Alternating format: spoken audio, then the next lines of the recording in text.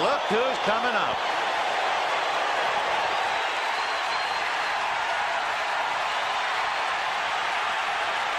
Hello there, and welcome to another edition of Ultimate Fantasy Sports Daily.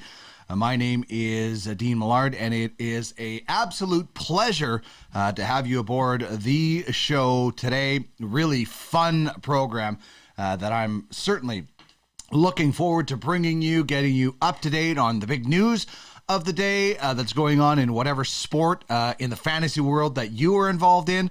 And we're going to preview a lot of hockey today. 3 hockey guests that we have on the show today. Really looking forward to chatting with these guys. We are going to get to some football talk right off the bat, but this is the guest list. Marty Murray, new GM for the Brandon Wheat Kings of the WHL, former player of the year in the WHL. Guy Flaming, a guy I worked with for many years on the Pipeline Show, has a terrific junior program. Basically for me, it's the foremost prospect show out there. So you will want to check that out. If you're in fantasy and you want to do your homework on the future of hockey, it plays there. And Michael Amato of Dobber Hockey makes his debut today. He will join us every Thursday, 5:20 p.m. Eastern Time. Get you set for the weekend. Today, we're going to look at forwards. We've looked at goaltenders with Mike McKenna. We looked at defensemen with Larry Fisher. And we'll look at forwards with Michael Amato. We'll also take a look at a couple of goalie battles in the National Hockey League as training camps are open. That is a very exciting thing for this particular guy, that's for sure. And if you need the edge this year and you're not getting it from NBC Edge, you'll get it from Dobber Hockey. Live player news, player feeds, all the good stuff that you need to win your fantasy hockey, including you can get your hands on the Dobber Hockey Fantasy Guide right now at dobberhockey.com. It's actually been updated with some of the news. So make sure you check that out at dobberhockey.com. So let's get going with our question of the day. And that is, what was your favorite non-professional team growing up? Now, this could be a college team, football, baseball, basketball, whatever, hockey. For me, it's the Brandon Wheat Kings, the team I grew up in, the city I grew up in. Thought they were NHLers. And then we actually had some of them live with us, and I just thought it was the most amazing thing. So for me, it's that, and I didn't really have a U.S. college team. I guess the Brandon Bobcats would be the closest thing, but I'll go with the Wheat Kings. But chime in on the Twitch chat. Tony says the Kelleher Comets. There you go. Love it. Andy Mack, Showtime, chiming in live. So thanks, everybody, for joining us on the message board in Twitch. You can also get me at Duck Millard. You can get us at UFS Network as well. What was your favorite non-professional team growing up? Also today, this is it's quite amazing that there's a video out there, and unfortunately, I don't think I'm going to be able to play it, but you remember the I'm a man, I'm 40 rant? That is 15 years old today. Can you believe that?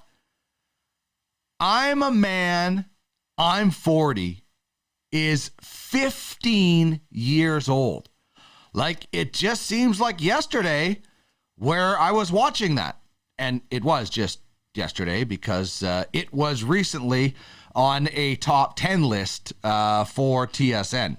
But that video and that rant, one of the greatest, like, just went off. Oh, first-time viewer says UConn women's basketball. How could you? It's pretty hard to go wrong with that. I mean, maybe the best program ever? Possibly. That's from Cap Savage, first-time viewer. Thank you very much for joining us on the program, Cap Savage. We love when we get first-time viewers, listeners, joining us on the program. So keep them coming. What is your favorite non-professional team that you loved growing up? That's the question of the day. Andy Mack says, do wrestling stables count? NWO for me. There we go. Okay, so top 3 coaching rants in honor of this. Where are we at in society today?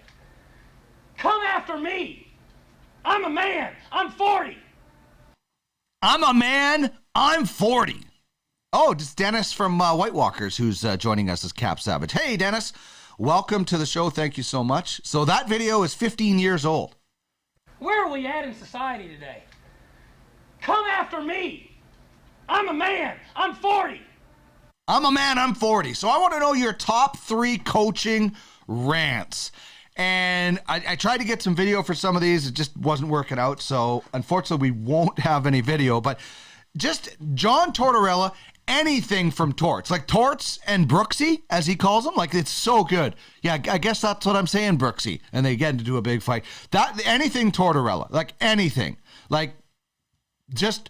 And the weird thing is, if you ever get to talk to John Tortorella when he's not in hockey mode, he's such a nice guy. Such a great dude. But he lost. He just did not like Brooksy, Larry Brooks from the New York Post. Dennis Green, the Bears are who they thought the Bears are who we thought they were. I don't know. Maybe I screwed that up. But you get the gist. And Hal McRae from baseball. I mean, Hal McRae's classic throwing the phone in his office and just freaking out is also an absolute classic. Beavis is joining the show. Beavis says the classic playoffs, Jim Mora. Playoffs? Yeah, that is a good one. Playoffs? You can use that for anything. Playoffs. So your top 3 coaching rants here on Ultimate Fantasy Sports Daily in honor of this clip being 15 years old. Where are we at in society today? Come after me. I'm a man. I'm 40. Yeah. All right. He's a man and he's 40. And that is 15 years old. So that's what we're rolling out with right off the bat on the show. Your top 3 coaching rants. There's so many. Like, there is literally so many coaching rants that it might be hard to narrow them down to just 3. Who knows? I was thinking of a whole lot more that I was trying to fit in there, but unfortunately, it's just the top 3 list. Oh, any Bobby Knight interview, yeah, that is good. Of course, there's the classic chair throwing, but Bobby Knight had a lot of them. Good one. That comes in from Dennis. All right, so we have obviously a football game tonight.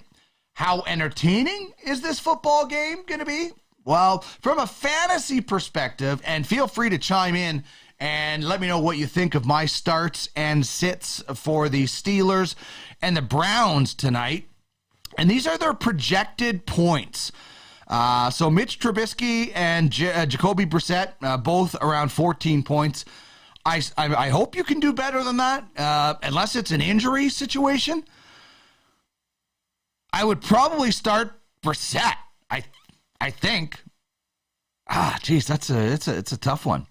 I wouldn't start any of them if I had to. That's why they're both sitting. Najee Harris, 12.1 points, and Nick Chubb at 14.7 points. I think both of those guys are going to outpoint their projections. So I would start both of those guys at running back, or not obviously. Hopefully, you have a better running back going this season, but as a number 2 option, that's not too bad. Jaylen Warren and Kareem Hunt, both sitting. Kareem Hunt might be able to get you a touchdown, but I'd still sit both of those guys. Deontay Johnson is a start, and Amari Cooper is a start. And I think both of those guys are also going to get more than just the 8.3 and the 8.8 that they're being projected for. Chase Claypool could be a flex option. Devontae Peoples-Jones would be sitting, and I would not start either tight end. So Interesting. Andy Mack says, I'd start Kareem Hunt in a flex spot. Weather in Cleveland is windy and wet. For a Hail Mary flex, you can go with Pittsburgh tight end Gentry, but only for DFS. All right, there we go. I love it. Andy Mack chiming in right now. And we just talked to Andy yesterday about Kareem Hunt, or Nick Chubb scoring that touchdown. He obviously has fantasy owners in mind. So definitely start Nick Chubb. And Andy says flex spots for Kareem Hunt. So maybe kind of like Chase Claypool. Maybe Kareem Hunt could be your flex spot and Chase Claypool possibly. But, you know, you should have better options than getting 6.7 points out of Chase Claypool. I'm not sure if he's going to get a little bit more than that. But I know Deontay Johnson and Amari Cooper, I think those guys are going to outpoint their projections. Andy was supposed to be at this game tonight, but I think unfortunately they couldn't make it, so they had to reschedule. I can't wait to get him in Cleveland at a Browns game on this show. Like even before the game, I want to see like pre-Andy McNamara on this show, pre-Browns game, Andy McNamara. I think it'll be pretty cool to see that. So that's my starts and sits for the Pittsburgh-Cleveland game. Again, not, in my opinion, a terribly sexy matchup. I don't think that you're going to see a lot of points from this game. And as Andy said, the weather is wet and windy in Cleveland. So ball control is going to be tough. I still think Deontay Johnson and what was the I can't even find it. I still think Deontay Johnson and Amari Cooper end up with a touchdown each. The weather, though, that is getting me a little bit worried. And which is probably why those projections are so low as well. Han Solo. All right, if you want to make a bet, football is back, as you know. Big college games this weekend. Maybe you want to go with this game tonight, the Browns and the Steelers. If you want to bet responsibly, use my code in my Twitter bio, @DuckMillard, to get a 125% bonus to use on any sports, football, baseball, basketball, whatever you like. Head to my Twitter handle, @DuckMillard. Click on the link in the bio. It'll take you to the Podcast Alley page, and boom, 125% bonus when you make a deposit. Bet on the game tonight. Bet on something this weekend, whatever it might be. Bet on who's going to make the playoffs. Playoffs? I don't know. Maybe you want to make some prop bets on what's going on tonight as well. So check that out. And my Twitter feed @DuckMillard, and you can get into some action. So also, I was checking this out earlier today. Michael Gallup looks to be returning Monday night versus the Giants. Listen, the Cowboys need all the help that they can get. Just 23 points in 2 games. Second fewest in the NFL. 20 points fewer than they were getting per game last year when they had Amari Cooper and, of course, a healthy Dak.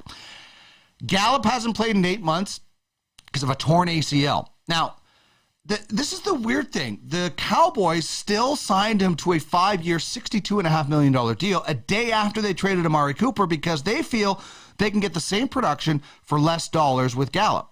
It's a guy we told you to stash on your roster because now it sounds like he's coming back a little bit early. I'm not in the camp of Michael Gallup's going to produce the same as Amari Cooper. I know he's going to be whatever, way cheaper, maybe half the price, whatever it is. I still don't think you're certainly not going to get that production from Michael Gallup with Cooper Rush. I'm sorry. You're not. If Dak comes back, sure, yeah, you've got a good option downfield, but I don't know.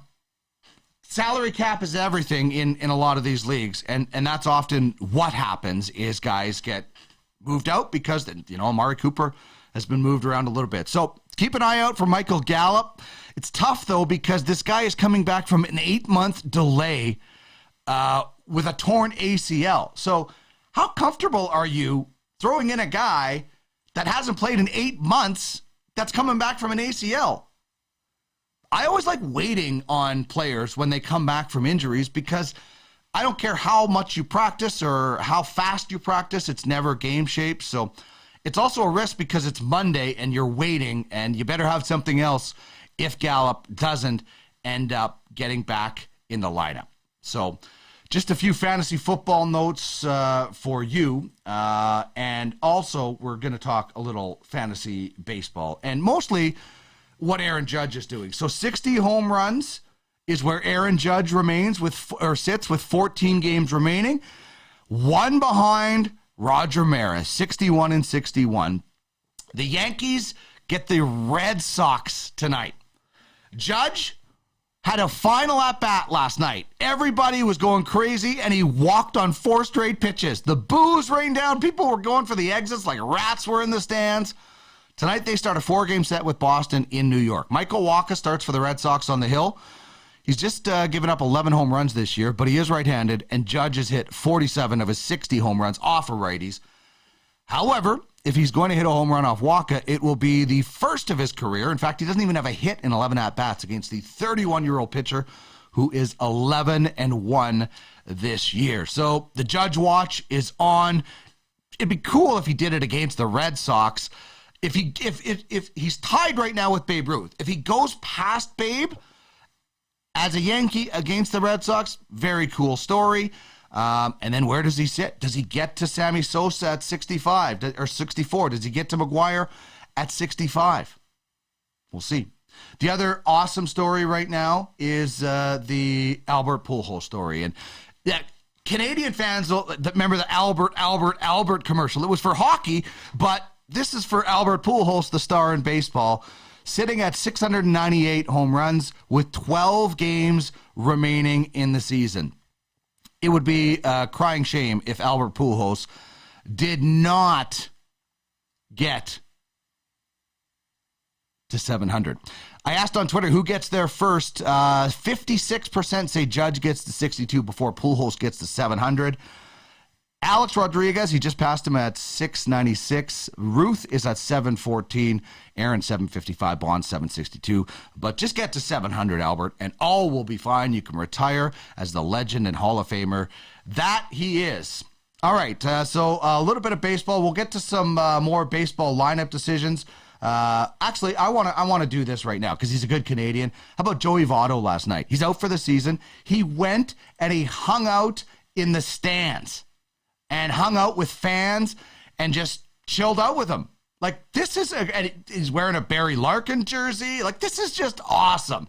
This is why Canadians are the best. I'm sorry, I'm a little bit biased, but Joey Votto hanging out with these kids in the stands and everybody else is a great story. So let's end this segment on that great story. All right, another great story for people in my neck of the woods is the change of GM for the Brandon Wheat Kings, because a legend for the Wheat Kings is back. Marty Murray, the new GM for the Brandon Wheat Kings. He will join us next on the show as the season gets underway this weekend. We'll have Guy Flaming to preview it a little bit later on, but we'll talk with Marty about being back in Brandon, the Keystone Center, and some Crocus Plains memories maybe. We'll see. This is Ultimate Fantasy Sports Daily on the Ultimate Fantasy Sports Network. We are back in about 30 seconds.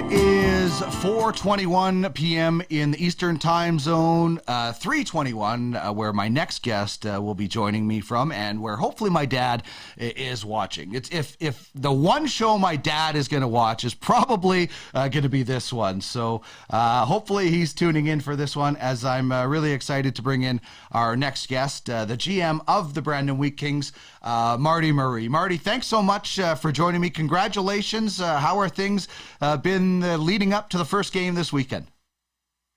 It's well, first of all, thanks for having me on, Dino. It's been a while since we've seen each other, so it's always good to see you. And no, it's exciting. I'm thrilled to be back. It was over 30 years ago when I was here as a player, and you know, a lot of things have changed, obviously, and a lot of things are the same. So you know, it's been a pretty hectic training camp, just getting to know the players, our guys a little better, but really anxious to get to the next phase and start the regular season here at the home opener on Saturday.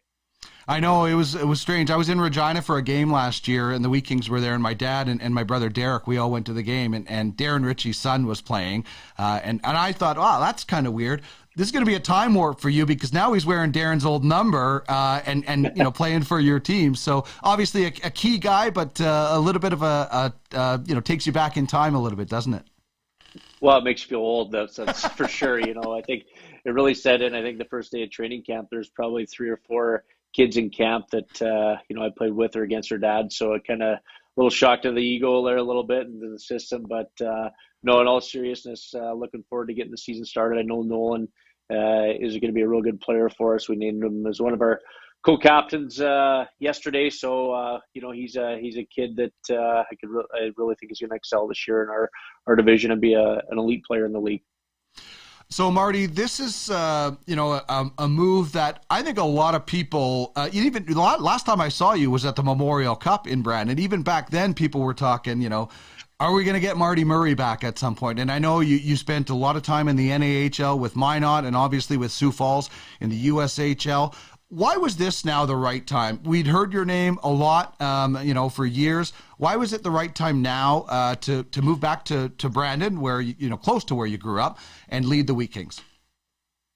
Well, you touched on the Memorial Cup, so I'll answer your question in a second. But I'll never forget that I had trouble getting a ticket for the final game of the Memorial Cup, Brandon, and in the final Memorial Cup, and you came through with me for a ticket, so I'll never forget that. Otherwise, I would have been, you know, looking through the window of the Keystone Center trying to get a shot of the ice. So you treated me well that day, my friend. So I'll always remember that. So, but you know, as far as the Wheat King job, I think that I don't know, when I got into coaching and being on the managerial side, I thought that maybe at some point there might be an opportunity for me to join the Wheat Kings and in some kind of capacity. And, you know, it just made sense. You know, my kids are at a difficult age. They're in high school.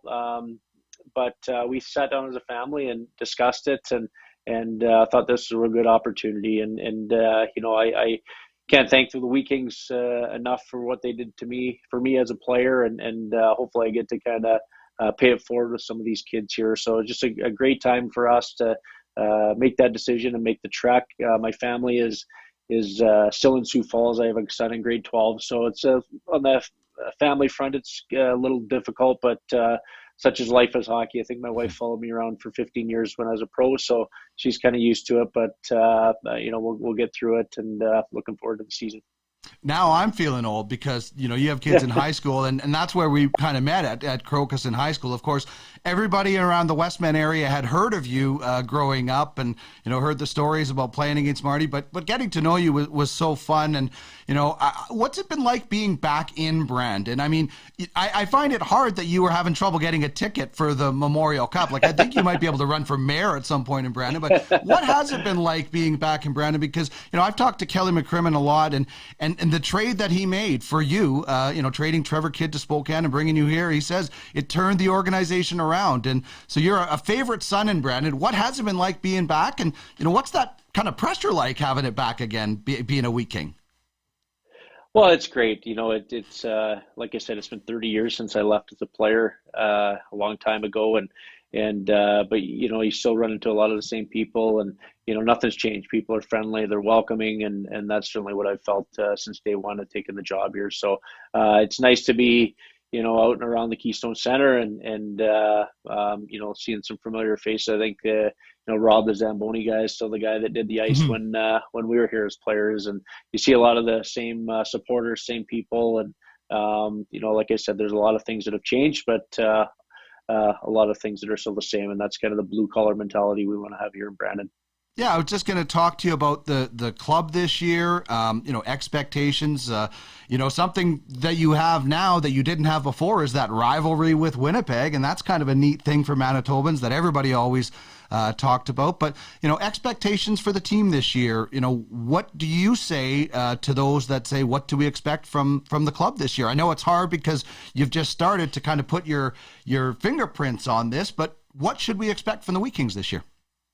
Well, I think the first thing we want to create is an identity for the hockey club, right? I think we want to be a team that brings their work boots every night, and I think that's what the great fans of the Wheat Kings expect. And we want to be a team that's hard to play against, and we're going to work their tail off every night. And you're obviously not going to win, but our goal is to give ourselves a chance to win every night. And in saying that, I know our division is going to be very, very tough this year. I know Winnipeg is going to be strong again this year, and Moose Jaw, and the list goes on and on. We got a pretty special player down the road in Regina we got to watch a number of times. So it's going to be a very competitive night in, night out. And we don't want to forecast too far, but we feel good about our team. And it's kind of a week-to-week thing here right now.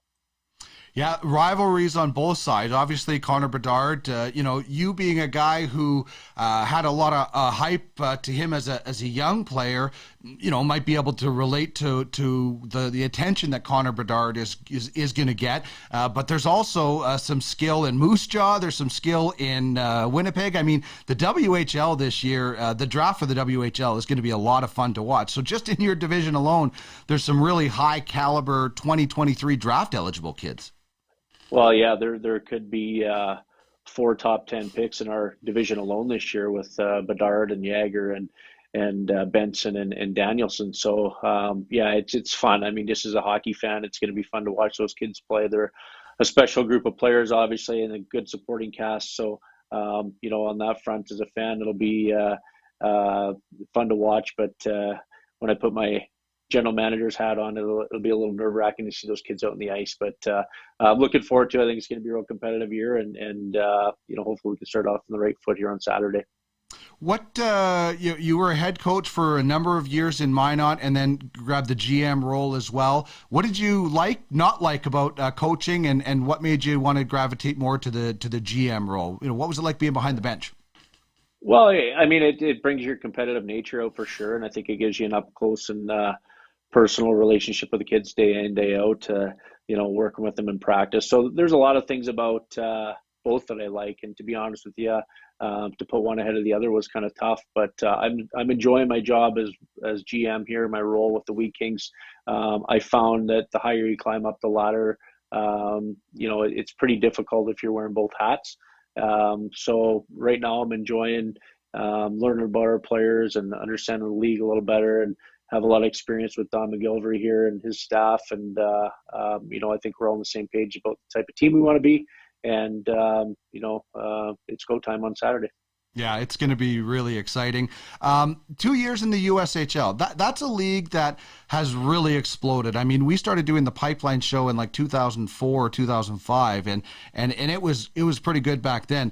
I think it's a really underrated league, and for fans of hockey, it's a great little area to tour around and see some of those games. What did you like about specifically Sioux Falls and being in that league? It's a really good league. I mean, 30 years ago when I was going through the process, you didn't hear much about it, but, you just look at the World Juniors or the Olympics, everything. I mean, the gap in that Canada maybe used to have is definitely shrinking a little bit, and it's certainly not taking away from the talent that we have here that is homegrown, Canadian through and through. And I love this. We have a rivalry in the house with my wife being American, so we have a pretty good rivalry with World Juniors and Olympics and things like that. But the USHL is a good league. They produce a lot of high end talent, and I think that's just good for the game in general. I think it's good to have. There's a lot of really good players out there, and I was quite impressed with the league, especially not seeing it night in, night out 2 years ago when I first stepped in. And now you're back in the Western Hockey League, the CHL, which, you know, I'm a little bit biased, but I think it is the greatest development league that is out there. And you know, you would know you played in it. And following in some footsteps of guys that, you know, were around for you in Kelly McCrimmon, and I'm sure he reached out to you, and I've chatted with him a little bit about you taking this job, but, you know, maybe what do you take from a guy like Kelly who you spent so much time with and guided you, and do you take some from all those guys and, you know, put it into what you do now? For sure. I think Kelly's a guy that I've admired ever since I met him as a young 15-year-old at the time, I think. And he's wears his heart in his sleeve. He's a guy that has bled black and gold for a long time. And certainly a guy I'm lucky to have to lean on when I need him. And, the list goes on and on. There's, Darren Ritchie is in Brandon. I sat with him an hour ago in practice, and so, just bouncing things off him. He's been around the league a long time as well. Mark Johnson was my assistant coach. He's still one of our head scouts. So it's nice having those familiar faces around, people I can really count on and trust. And, Bobby Lowe's old coach, he's a scout, so he knows every hockey player in Western Canada. So those are great resources to have, and thankful that I have those guys in my corner.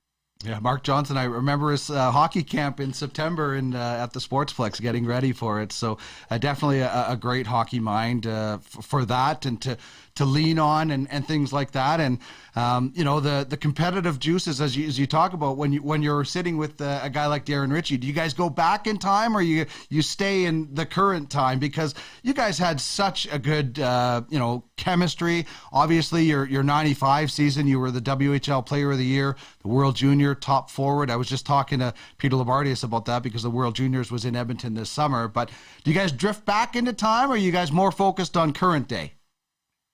It's a combination. When you're sitting out there for an hour and 45-minute practice, the conversation goes every direction. So, Darren's a real good friend of mine, and it's fun to reminisce about the old times, and it's fun to rack his brain a little bit on some of the current stuff around the WHL. Obviously, he having a boy here, it's a little bit different.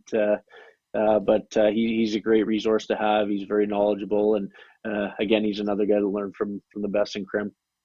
Yeah, totally. I remember that game I was watching in Regina. His son Nolan actually rocked Conor Bertard pretty hard, so I texted Darren, and he said, "Oh, how was the fight afterwards?" But Nolan, he did well. He's a feisty player. I really like that in him, and that's sort of the attitude that I'm sure that you guys are going to try to feed off of, I imagine. For sure. I mean, we want to be competitive. I know Nolan, even though he probably doesn't rack up the penalty minutes, he's a competitive guy, as was his dad. Darren was a sleepy. He got in a few fights in his Western League career, and not too many, because we'd rather have him on the ice scoring. But, when he was called upon, he held his own pretty good in the fights. So obviously the game's changed a lot since then, but, just kind of goes back to the first part when I said we want to be a team across the board that works hard, that plays hard every night. And if your best players are doing it like a Ritchie and Danielson, everybody will follow suit. Mentioned, Kelly McCrimmon, the past owner. It would be remiss if we didn't mention the new group that owns the Oil Kings, and the Jacobson Group, and Jared Jacobson specifically. This is a guy who's doing some really good things. I was back in the summer, and Craig Anderson gave me a tour of the new rink that's out on the south side. I think this is really great. And, for Kelly to sell the team, I know it was hard, but knowing that it was staying with somebody committed to Brandon, I think made it probably a little bit easier. And I think what Jared is doing is and the family are doing some really great things with the Wheat Kings right now. Yeah, no question. When I reached out to Kelly after he sold the team, I think that was one of the first things he said, the comfort he had with Jared keeping the team in Brandon and expanding on what he has done, I think was comforting for the McCrimmon family. I think it was probably a pretty tough call for them, but, Jared's been great. He's a guy that, again, I'm 5-6 years older than him, so skated with him, in the fall, getting ready for camp and stuff like that. So I did remember him at that point, but being gone for so long, he's obviously done some really good things. He's a really smart guy, and he's done a lot of work. I said that a lot of things are the same, but a lot of things have changed as well. And he did a tremendous job with the locker room, and and the players' lounge and the weight room and things like that go a long way. And he's committed. He's got a fire that he wants to be competitive every year and be a team that just has built off the tradition that the people before him have done. Well, and that, you nailed it. When you're recruiting, it's more than just the hockey and the lineup. It's the facilities. I remember Brent Sutter went down to the World Juniors in North Dakota and came back and said, we got to blow up our dressing room, because that room in North Dakota is one of the reasons why kids are, going to those. So those facilities are very, very important, and great to hear that. And great to catch up with you, Marty. 4 former Wheat Kings are GMs in the NHL. Maybe one day you'll make it a 5th, but I know you got big things planned for the Brandon Wheat Kings right now. And I know a lot of people are really excited. So thanks for spending some time with me today. Best of luck, and I look forward to seeing you when you roll through Edmonton. You bet. That's awesome, Dino. Thanks for having me on, bud. You betcha. There is Marty Murray, the GM of the Brandon Wheat Kings, and just a super guy. I used to bug him in high school and just, chat with him, because we billeted a Wheat King. And I think this first year they won 11 games and then just totally turned the franchise around, and looks to take the franchise to new heights again. So good stuff. Great to always see former players getting back in the game as well. He mentioned Darren Ritchie. Darren Ritchie was the GM at one point. So I love when former players, once their career ends, hopefully of their choosing, getting back into giving back to the game. And I know Brandon is in excellent hands with Marty. All right. We have some bold predictions to get to when we come back. We will talk about some bold predictions, maybe for the WHL, whatever it is that you want, whatever bold prediction you would like to make. We'll also drop back into the Twitch chat right after we come back. I'll get a quick drink of water, and we will return shortly.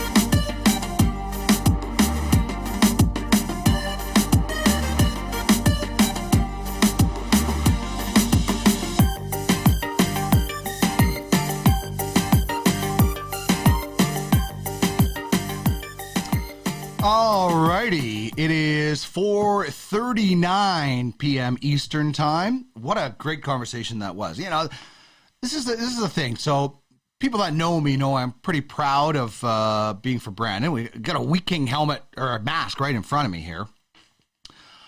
But that was a fun one for me. People always say don't meet your heroes. Sometimes that's true. I've met some heroes of mine that I looked up to, and it wasn't fun.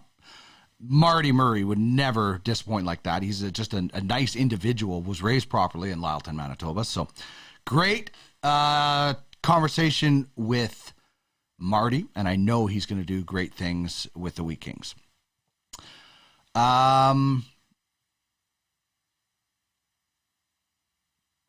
Dennis from the White Walkers is a Cleveland area guy. He said there's going to be a lot of Nick Chubb tonight because of the weather. So there we go. And Andy Mack wants to feed Chubb.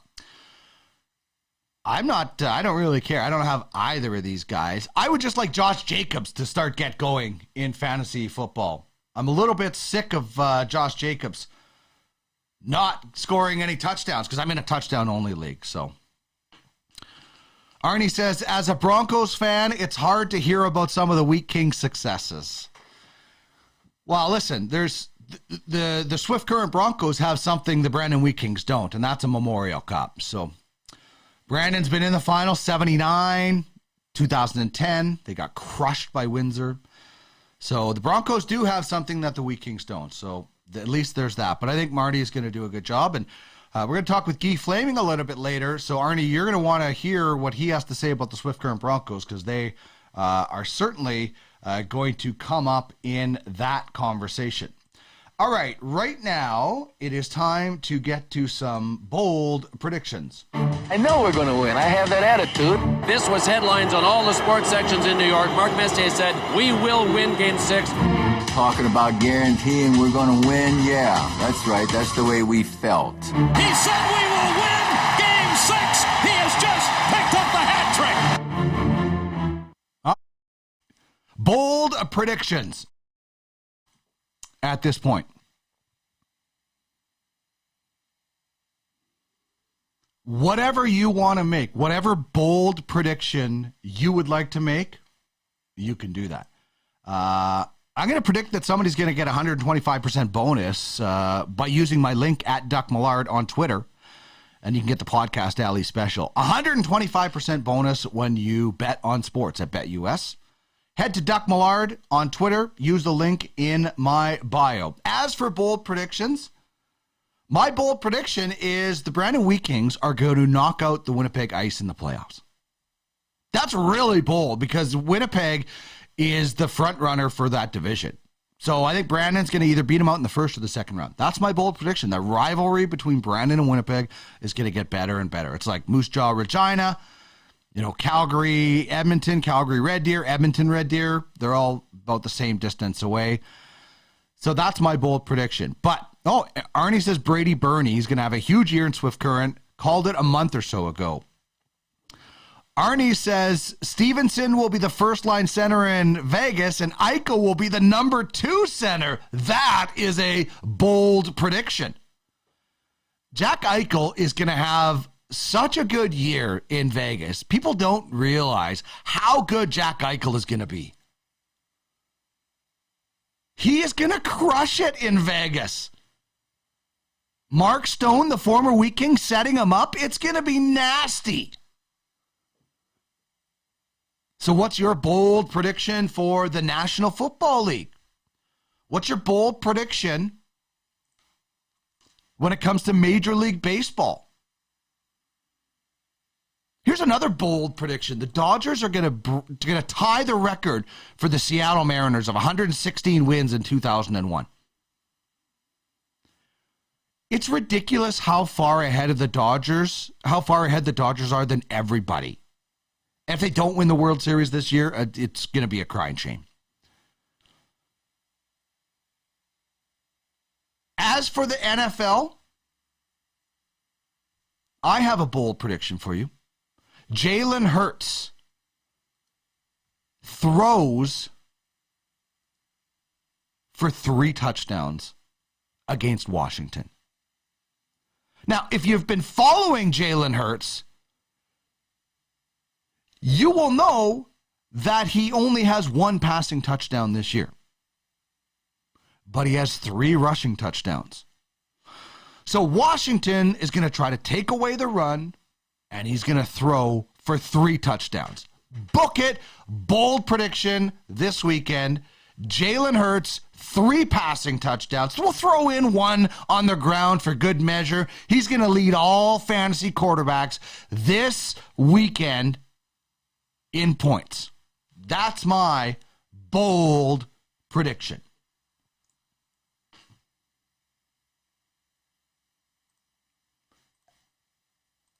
Let's go back to this great Canadian. This is so incredible to see Joey Votto last night at this game. Hanging out with the fans. The guy is out for the year, but he's like, I don't care. I'm going to take pictures. This one kid has 18 Joey Votto cards. Then he gets the fist pumps, went and hung out with the crowd. That's because he's a good Canadian. Joey Votto. Good dude, man. Great dude. Out for the year, decides to go hang out with the fans. Like, look at this. He's sitting in the stands with these guys. Like, this guy's sitting down. He probably went and got a hot dog or something like that. He's like, hey, Joey Votto's sitting beside me. Be like, hey, Joey, you're in my seat. Imagine. Joey, that's my ticket.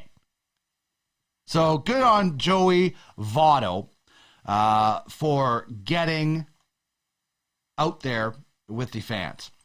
As for actual baseball players last night, Blake Snell shoving a 23-point night to lead all pitchers. Thanks to 7 innings of 2 hit, no earned runs. He gets the win. He gets the quality start. He gets 11 strikeouts.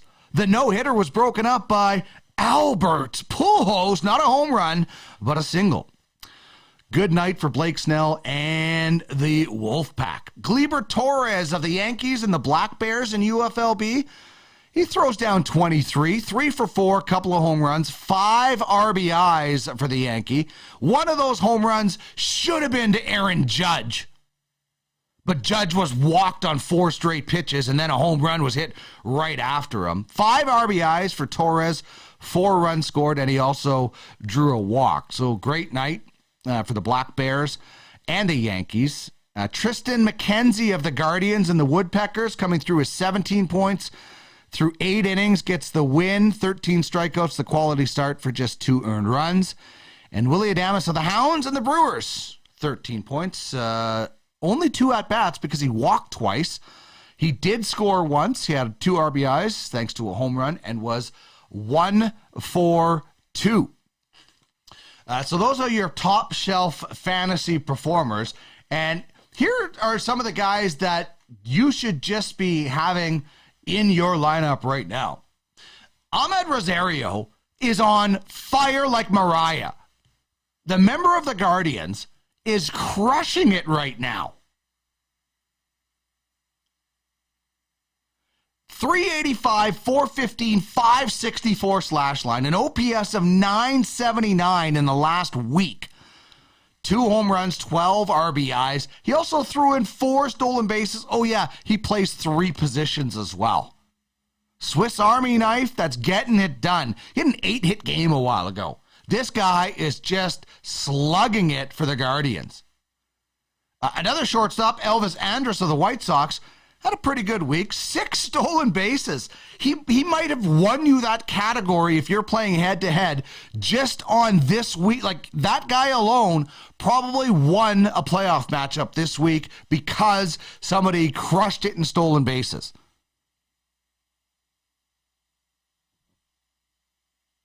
Like, if you had Andrus and Rosario and had Rosario in the outfield, you had 10 stolen bases. Pretty impressive. By the way, Elvis Andrus is rostered on only 49% of teams, so something to check out. Rosario's on a lot. And how about Nate Eaton of the Royals?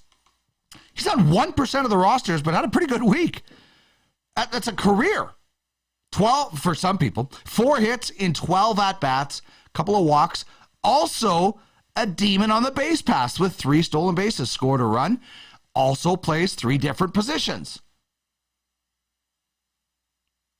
So that should be right field. That's pretty impressive for Nate Eaton in 12 at-bats. And obviously, he's going to be available in your league with just 1% ownership.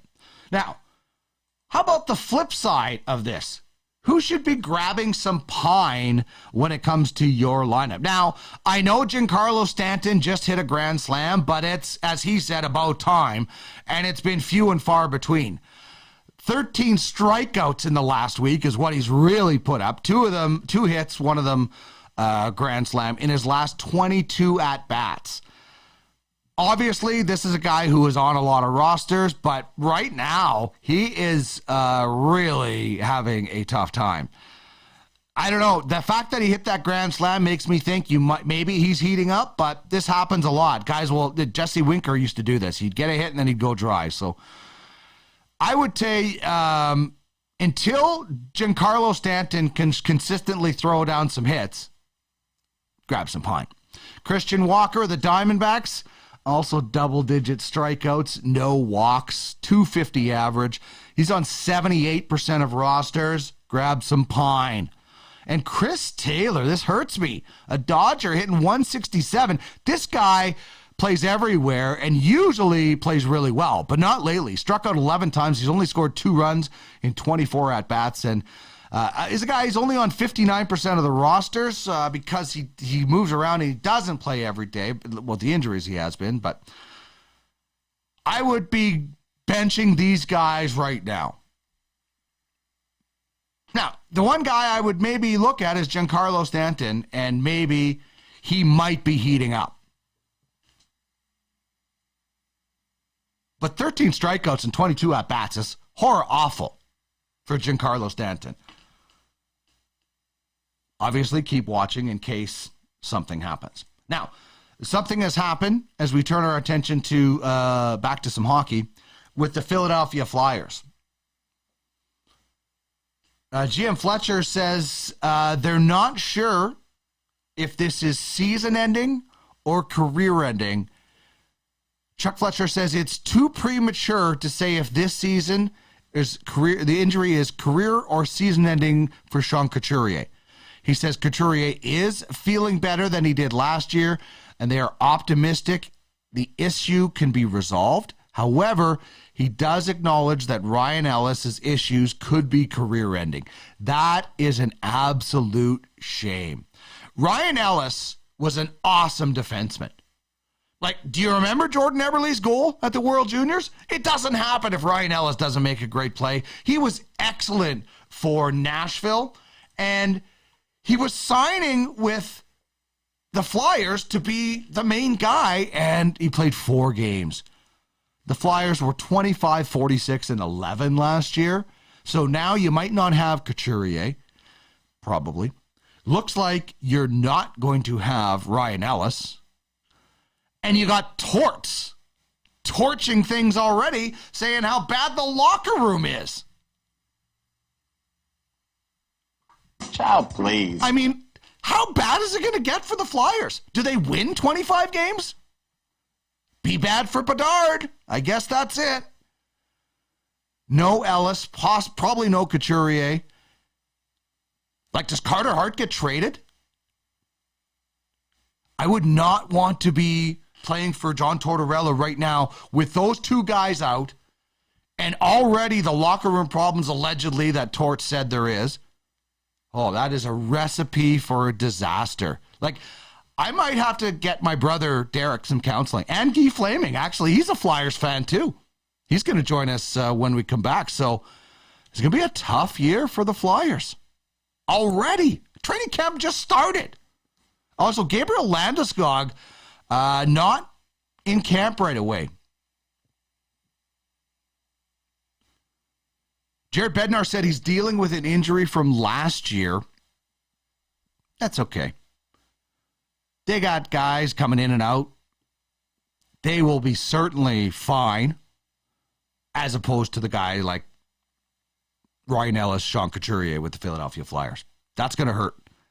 And it's going to hurt even more because Torts is there, and he's going to be really mad at times. He likes to get really, really mad, does Torts. All right.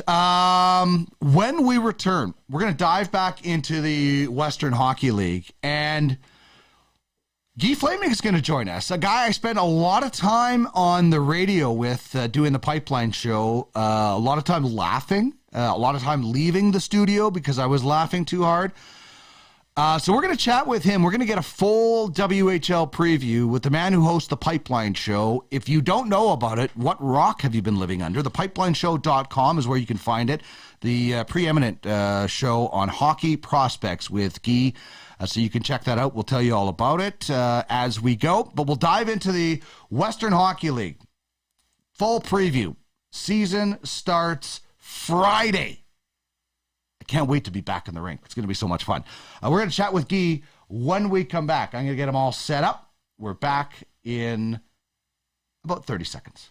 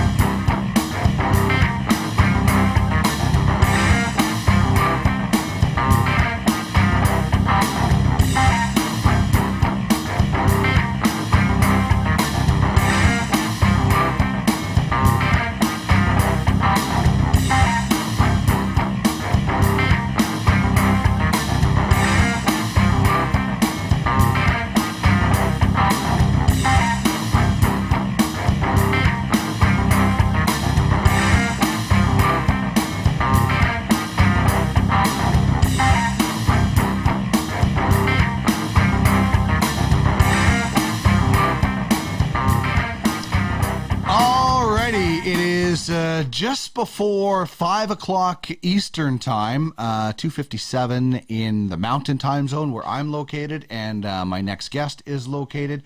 This is Ultimate Fantasy Sports Daily. My name is Dean Millard. Thank you very much for being a part of the show. If you missed anything earlier, we had our starts and sits for the Browns and the Steelers game. We'll circle back on that a little bit later. Also, Marty Murray joined us, GM of the Brandon Wheat Kings. Those will be uploaded to YouTube, as will our next guest, Guy Flaming from the Pipeline Show, and our third guest today, Mike Amato from Dobber Hockey. But right now, it is my distinct pleasure to bring in a good friend of mine, Guy Flaming of the Pipeline Show. Hey, man, how are you? I'm doing fantastic, Dino. Great to see you again.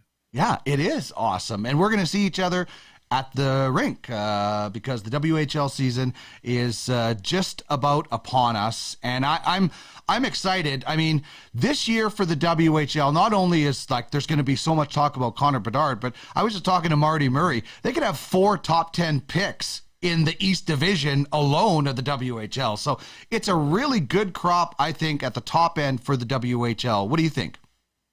Yeah, it's a banner year for the WHL. I can't remember a year where we've had this much hype this early for players out of the Western Hockey League, which is great to see. There's a couple of guys out of the just Western Canadians, like Matthew Wood playing in the BCHL and players like that. But yeah, no, the WHL, it's a strong year when it comes to the NHL draft.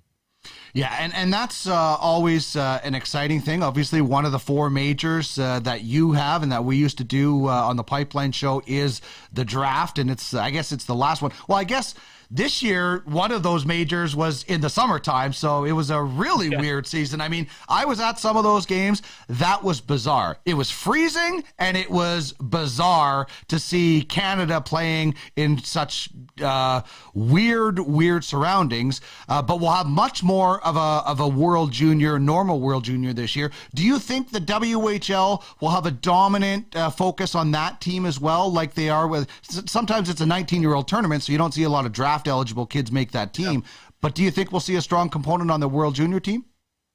I think you might see 2 goaltenders out of the Western Hockey League, although Ben Goudreau is in the mix there as well out of the OHL. So there could be an even split there, but potential is there for both goalies out of the Western Hockey League. But I think it'll be fairly evenly split over the 3 CHL leagues, although the Q usually takes a back seat to the OHL and the Dub.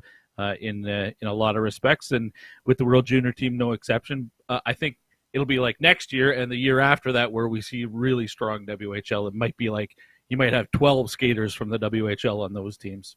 Yeah, and one of them won't be Conor Bertard because he'll be in the NHL already. So that shows you how good it can be. And, the Western Hockey League, obviously, it's cyclical. We were fortunate to watch Edmonton, Portland 3 straight years. And then, there's a dip and then they come back. And, Seattle, came close to getting to the Memorial Cup a few years back, losing to Brandon. Last year, they lose to the Edmonton Oil Kings. And this year, the Memorial Cup is in Kamloops. So we know one WHL team is going to be there. Who do you think the other WHL team will be that will join Kamloops this year, Guy? A lot of hockey still to be played, and that there'll be a lot of movement with rosters. But right now, my pick would be the Seattle Thunderbirds to get back there again. The T-Birds were in the WHL final against the Oil Kings last year. They still, to me, they have players at every position. The defense might be an area where it's not a lot of name brands on there. We're not a lot of household names. Kevin Korchinski, for sure, and Jeremy Hansel, I think, are both players that most junior hockey fans, at least, will recognize. But I think if they're going to make some deals along the way, and you should expect that they will, I would expect that it would be on the blue line where they would bring in a guy or two, much like the Oil Kings did last year when they picked up Caden Gooley and Luke Prokop. Those are the kind of moves that contenders make, and I think Seattle could do that this year with their blue line. Right now, you can look at Winnipeg and you can look at Moose Jaw in the East, and Kamloops and Seattle in the West, and you can never count out teams like Kelowna and Portland because they're always plucky and competitive, and the Everett Silvertips, sure. But right now, Seattle would be my pick. And that would mean Seattle is upsetting Kamloops on the way to the Memorial Cup, which, let's be honest, we see that quite often. There's not a lot of host teams that really run the table. I mean, and honestly, I said this way back when we were hosting the Pipeline Show.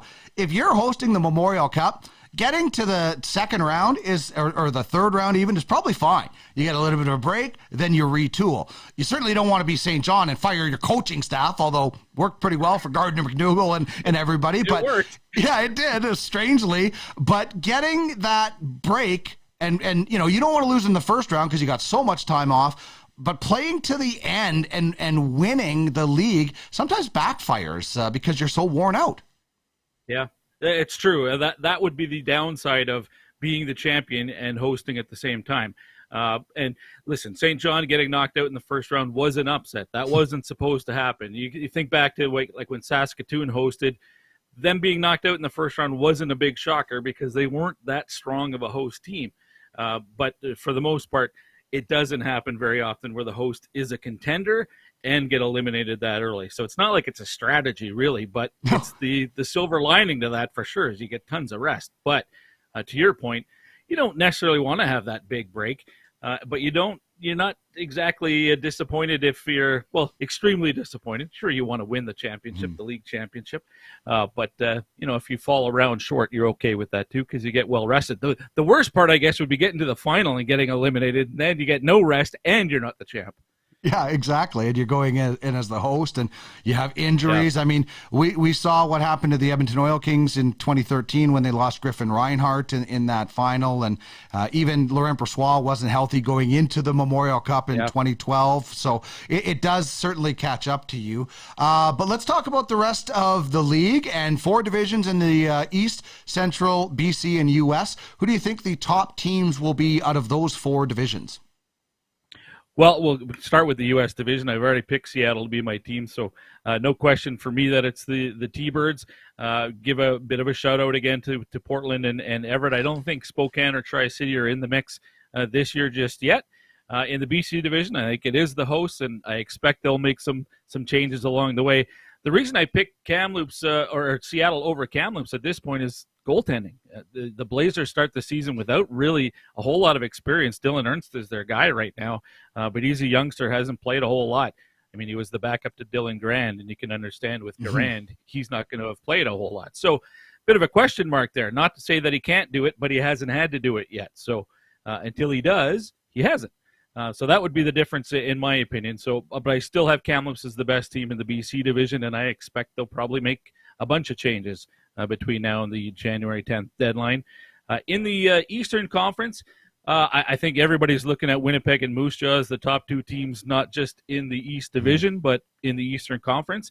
And it might be a coin flip right now for me between those two clubs. I think I'd give a slight edge to Winnipeg.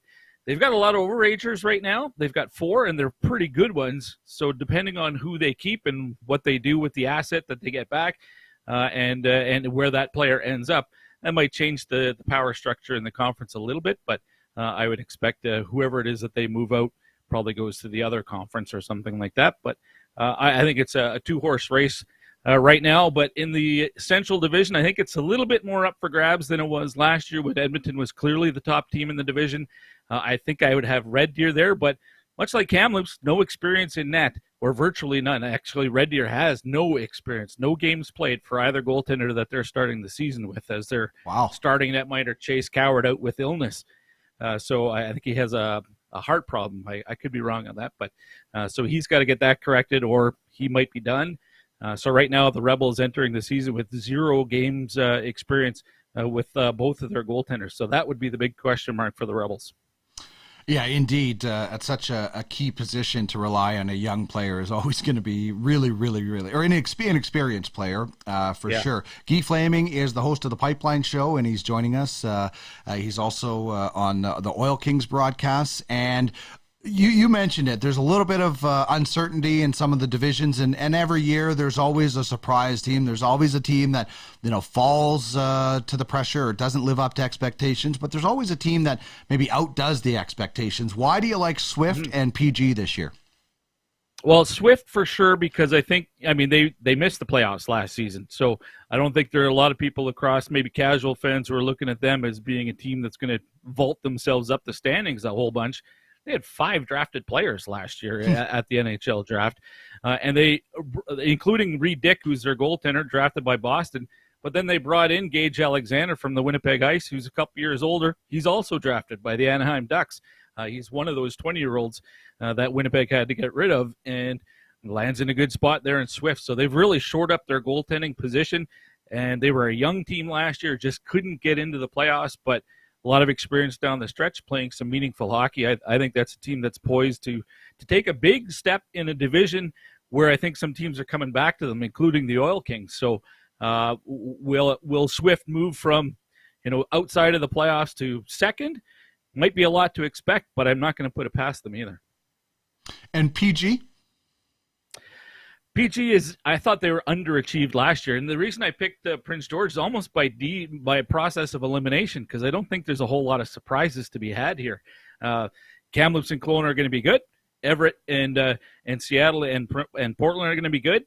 That's about it. So of the remaining teams, I'm thinking Prince George is the one that has the most upside, but they've got young players who have to realize their potential, and they didn't do it last year. I think maybe they've got a couple more veterans that they've brought in, guys like Chase Wheatcroft, who's a good player, that might be able to bring out the best in their younger players. So we'll see. Another year under their belt for the Cougars, and maybe that will be the team that finally takes a step forward.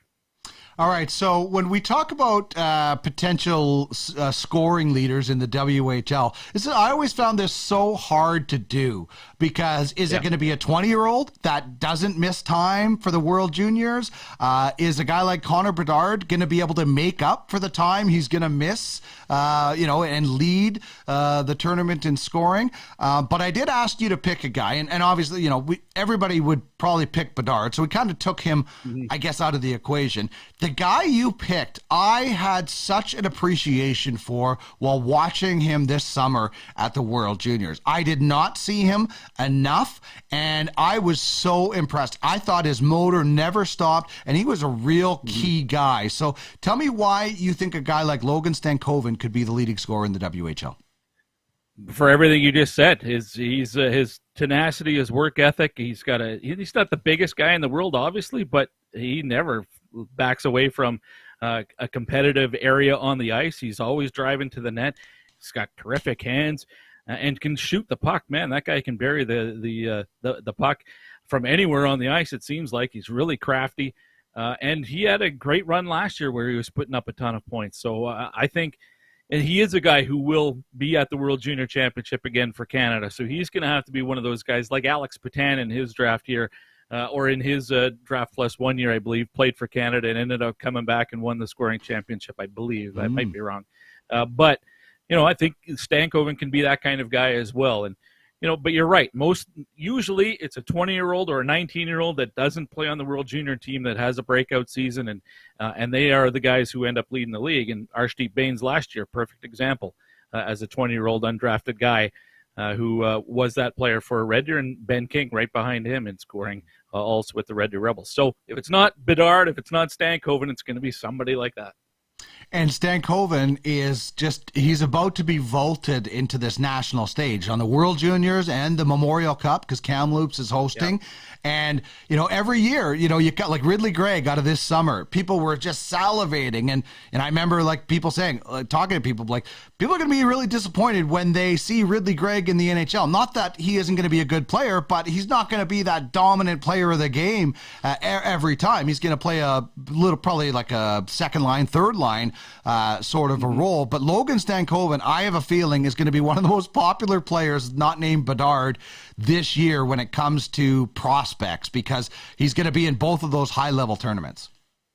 And he's an easy guy to cheer for. I think the small guys who just find a way instantly become crowd favorites, right, or fan favorites, because it's easy to pull for the underdog. And when you're playing a big man sport like that, and yet you're having success when you're 5'8" and whatever he is, 160, 180 pounds, maybe, that's easy to cheer for. So, yeah, he's going to have a lot of fans, whether it's in Kamloops or with the Dallas Stars or with Team Canada. He's going to be a fun player to watch. And I'm so glad that the conferences are crossing over this year, because it's been since 2019 since we've seen teams in Edmonton from either the BC or the U.S. division. Finally, we'll get to see the Kamloops Blazers and Logan Stankovan here in Edmonton. So, the owner of the Dallas Stars also owns the Kamloops Blazers, so that they know what the priority is, and obviously, right. Kamloops has a ton of picks. Like, we're going to get to our next question about Conor Bertard in a second, but Kamloops, with all their picks they have, is going to be loading up in some capacity to give Stankovan and everybody some help. Well, you would have to think so. And I mentioned goaltending as an area where they don't really have a marquee name yet. And listen, I don't expect a guy like Sebastian Cossa to be coming back to the WHL. He's a signed 20-year-old. He should be in the American League or at the ECHL level. But if, for some reason, a guy like that was to be sent back to the Oil Kings, it's a team like Kamloops that would be vying for his services, and I don't think the Oil Kings would have any problem at all getting a pretty hefty price for him. But Kamloops can pay that price. And as you mentioned, whether it's Conor Bedard or somebody else, you'll even look at their defensive core. They've got some good players. They already went out and picked up Kyle Masters from the Red Deer Rebels, but it cost them a good player in Mats Lindgren. So maybe they're still in the market to address their defense, because I don't think Lindgren and Masters are the same player. Lindgren much more offensive, Masters more of a two-way guy, and maybe leans even a little bit more on the defensive side, which is good if you're a team vying for the Memorial Cup title this year. You need guys like that for sure, but they might want an offensive defenseman, and maybe there's one out there that they can find from a team that's struggling to make the playoffs. Or, if it's Conor Bedard, you instantly go from a contender to odds-on favorite if you're a team like Kamloops that picks him up. 100%. It's whatever team Bedard lands on, if he gets traded to, becomes a contender for that Memorial Cup. And Stankovan last year was already so good, like 45 goals, 59 assists in that amount of games. It's incredible. I did ask you about Conor Bertard, and so I asked you where you think Conor Bertard will end the season. Tell me why you think he's not going anywhere. I just have a hard time seeing Regina getting the price that they want and bailing. I think they're going to be close enough to the playoff picture that they're going to keep them, and they're going to try to make it happen down the stretch. I don't know if they're good enough to make the playoffs as is. They did pick up a pretty interesting import player in Suzdalev. I forget his first name, but he's I believe a Washington Capitals prospect. He's got a lot of skill. So we'll see what he does with them. They've got some other players. Tanner Howe's a terrific young player. So I think they're better than they were last year, but they weren't good enough to make the playoffs last year. So I think they will take a step forward if they're in the mix at Christmas time and before the trade deadline. If they're in a possession of a playoff spot or even just outside of it, I think they'll keep them. And that might be the wrong move in the long run. I mean, we've had this discussion in the past. I know Rod Peterson was on your show, and I saw him talking about it too, and used the example of Jordan Eberle and Colton Tubert. And we had that conversation with Brent Parker way back then, right? About, why don't you trade those guys and better your franchise for the future? And his point was, there's also something to be said about a star player starting and finishing his career with your franchise. And for those reasons, I think Bedard stays in Regina. Yeah, I just can wholeheartedly disagree with that reasoning. I understand it. It's kind of cool, but in the end of the day, cool's not getting into the playoffs in 2 years. I mean, this Regina Pats team, in all seriousness, they should have been contending last year with Bedard. Like, they've had him for 3 years, so this should have been happening last year. The concern I have is the amount that they're going to have to get, in my opinion, to get to the Memorial Cup is going to set them back so long, whereas trading Bedard is going to set them up and hopefully properly build it. But again, I go back to the fact that this is not the first time they've tried to build around star players. So I just don't think, I think it's going to cost them so much to get anywhere close to where Kamloops and, as you mentioned, Seattle or Moose Jaw or Winnipeg is going to be. So for the sake of the franchise and long term, I would be dealing him. I understand the cachet of having a guy like Bedard being a Pat for life, but that doesn't get you in the playoffs. And honestly, if Conor Bertard goes, he is going to the NHL next year, how good are the Pats going to be? They're already not a playoff team with him. So how bad is it going to be unless you can, turn that around right away? Yeah, I don't disagree with you. Your question to me was, where do I think he'll be, not what I do with Conor Bedard. I'm with you. I would trade him too. What's another interesting tidbit is, you think of all the exceptional players, all the players who are granted exceptional status, only one has won a league championship, and that's Joe Veleno. Wow. Exceptional players don't really benefit the team that drafts them. Because you got to be so bad to be in a position to get them that by the time they're, your team is, he gets drafted first overall, probably, most often, except for Logan Day, and Joe Veleno. And Shane Wright. They're immediately into the into the NHL the next season, right? So your junior team hasn't got to the point where they're contenders yet. That's a wild stat. Yeah. That's impressive. Numbers, man. So numbers start coming at me, and I get all nervous. So that's a bit of an inside joke, but listen, I get it. Especially you've sold tickets, and people freak out and stuff. But I think you have to look, and I think John Paddock said he's going to be a Pat for life. I don't know why you would say that. I don't know why you would paint yourself into the corner, because it's just going to come out. But I get it. Sponsors, I get the cachet. Like I guess so. And there is something to be said about that, right? If you trade Bedard, and just imagine what the circus, if Bedard isn't traded by the time the World Juniors comes around, that's going to be a circus in Halifax or wherever the camp is going to be in the tournament is, because we've seen, remember we were in Calgary when Brad Marchand was getting traded to Halifax, I think. So it's always a circus. That's just going to make it even more if he's still in Regina. And especially if the Pats are, exactly. If they're not in the playoff picture at that point, it will be, it'll be crazy.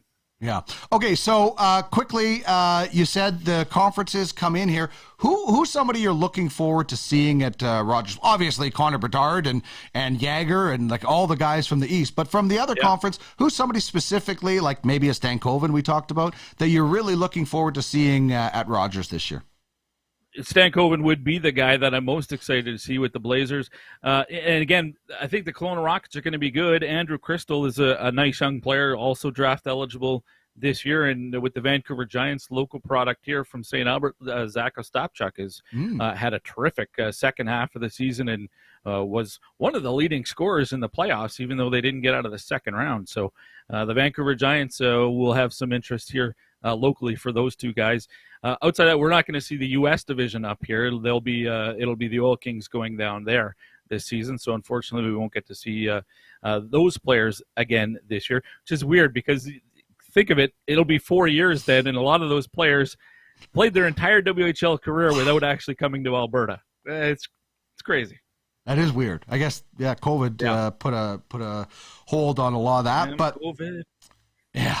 All right. Well, we're excited because hockey is here again.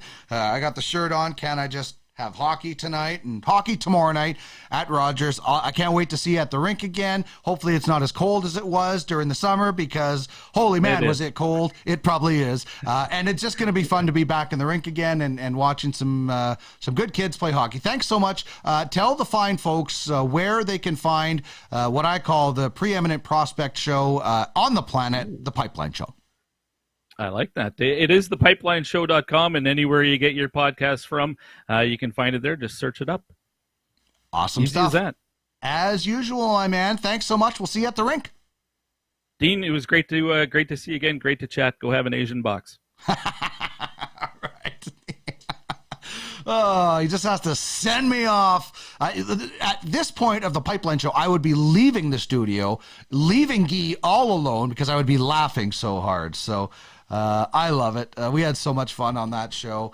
The Bogosian Cup. I can't tell you what that means either, but it was fun. It was really, really fun. All right, give me a quick second. I'm going to duck out for a quick break, and we're going to turn from the WHL into the National Hockey League. What forwards should you be targeting when it comes to not just the stars, but guys that could get a bump from a particular line? Maybe we're looking at second liners today, multi-category guys, and we're going to take a few forwards from each division. Michael Amato from Dobber Hockey, one of our great partners. We do the Dobber Hockey preview every day. Well, we won't do it today because we have Michael with us, but that is coming up. Give me 30 seconds to get them all set up, and we'll be right back. This is Ultimate Fantasy Sports Daily on twitch.tv/Ultimate Fantasy Sports.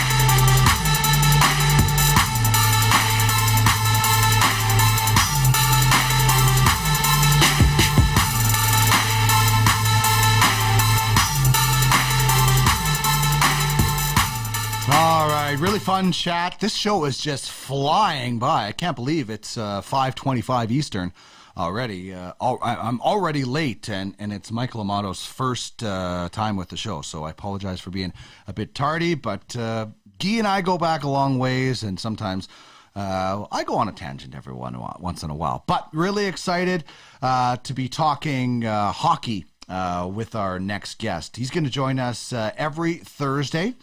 And he is from Dobber Hockey. And this is going to be really important for you because if you need to win your matchup, you need to know about the weekend matchups. And those are obviously where championships get won. So we'll get into that as the season progresses a little bit more. But today we're going to talk about forwards as I'm joined by Michael Amato from Dobber Hockey. Michael, how are you, man? Doing pretty well, Dean. Thanks for having me. Thank you so much. I'm really excited about this partnership. We've really enjoyed doing the previews. I think the fantasy guide that you guys have out there is top notch. But today we're going to talk about some forwards. We've previewed goalies and we've previewed defensemen. We are going to get into a little bit of goalies at the end of the segment.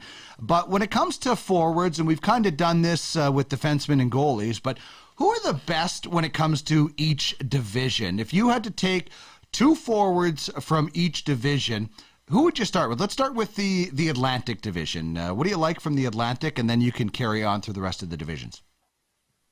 Yeah, so I think for the Atlantic, first name is probably not going to surprise anyone. You know, Austin Matthews. I think it's safe to say he's the best goal scorer in the league now. Maybe some Washington Capitals fans would disagree, but I think he's probably got that title at this point. You know, he should, if he stays healthy, he should pretty much be a lock to score 50 goals, and I think 60 is obviously really in the cards after what he did last year. So that one's kind of a no-brainer.